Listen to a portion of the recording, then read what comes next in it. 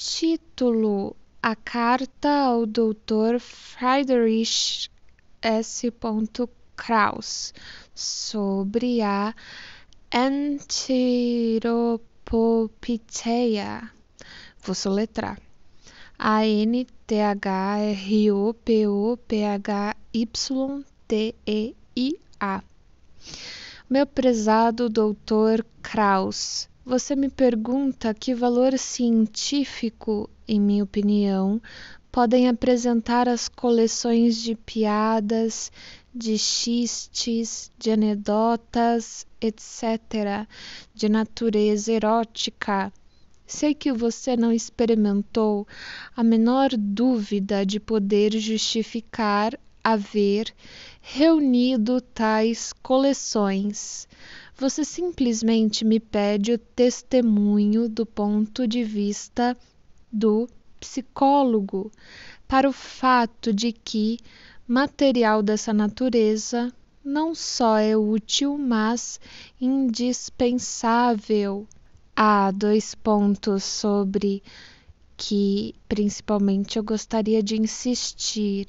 Quando já tudo se disse e se fez, as sátiras e anedotas cômicas, eróticas, que você colecionou e publicou em Anthropopeteia, só foram produzidas e repetidas porque elas causaram prazer tanto a seus narradores quanto a seus ouvintes.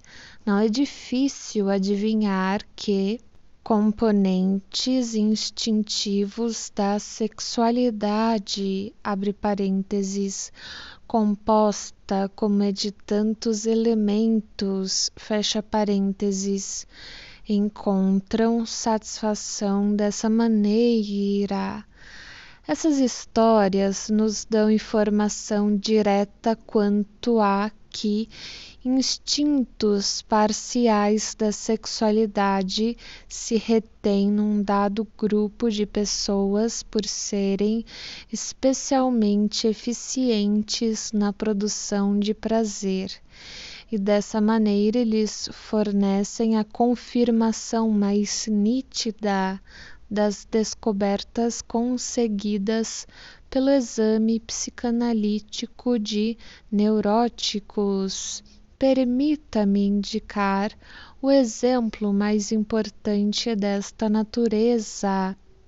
A psicanálise nos levou a afirmar que a região anal, travessão, normalmente não apenas nos indivíduos pervertidos, travessão, é a sede de uma sensibilidade erógena e que a certos respeitos ela se comporta exatamente como um órgão genital. Médicos e psicólogos, quando informados de que há um erotismo anal e um caráter anal dele derivado, ficam altamente indignados.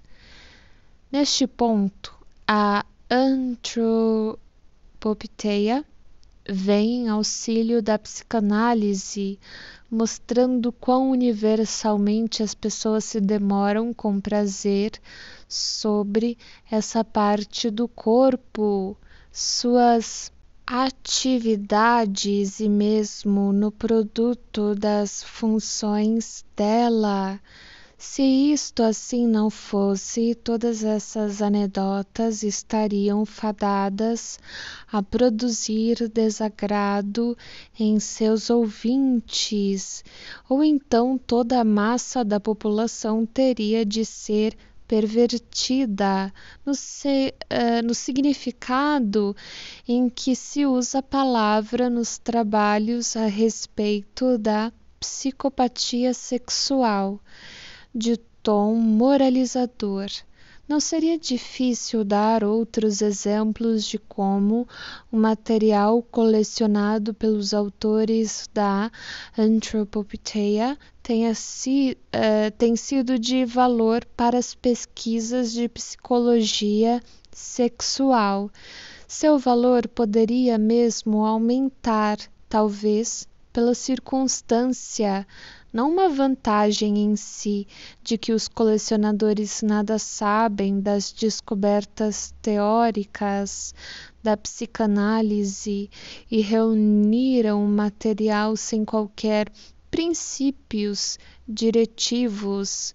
Outra vantagem de um caráter mais amplo se apresenta em particular nos xistes eróticos, em senso estrito, exatamente como nos xistes em geral. Mostrei em meu estudo sobre os xistes, 1905, que a revelação do que normalmente é o elemento inconsciente, reprimido na mente, pode, sob certos arranjos, tornar-se uma fonte de prazer e assim uma técnica para a construção de xistes. Em psicanálise hoje descrevemos um encadeamento de ideias e seus efeitos associados como um complexo e estamos preparados para afirmar que muitos dos xistes mais apreciados são os xistes complexivos e que devem ser efeito hilariante e alegre a engenhosa revelação do que em regra são complexos reprimidos. Levar-me-ia demasiado longe se eu fosse apresentar aqui exemplos como prova desta tese, mas posso afirmar que o resultado de tal exame da evidência é que os xistes, tanto os eróticos como os de outras espécies que circulam popularmente, fornecem um excelente auxiliar de investigação da mente humana inconsciente, travessão, da mesma maneira que o fazem os sonhos, os mitos e as lendas, em cuja exploração a psicanálise já está ativamente empenhada. Podemos, pois, por certo esperar que a importância psicológica do folclore seja cada vez mais claramente reconhecida e que as relações entre esse ramo de estudo e a psicanálise logo se tornem mais estreitas. Subscrevo-me, prezado Dr. Krauss, muito cordialmente, Freud, 26 de junho de 1910.